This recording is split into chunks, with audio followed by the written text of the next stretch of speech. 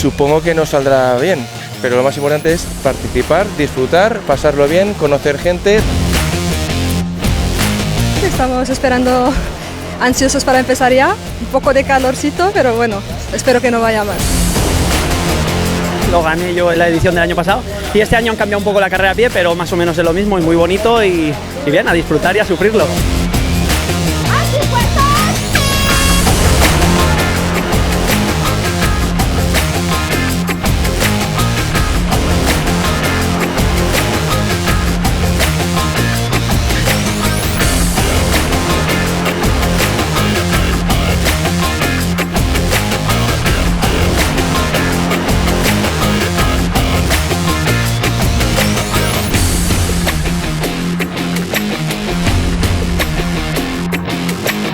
La veritat és que molt bé, m'he notat fort des del primer moment, el segon 2 i mig ja he mantingut l'avantatge i ja està a la meta, he disfrutat molt.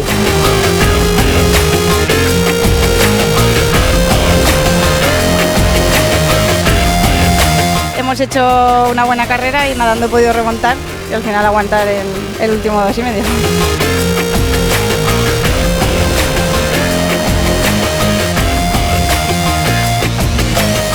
Pues la verdad que muy guay porque la zona es preciosa, el agua estaba increíble, un poquito de calor pero muy bien y encima lo hemos hecho en equipo.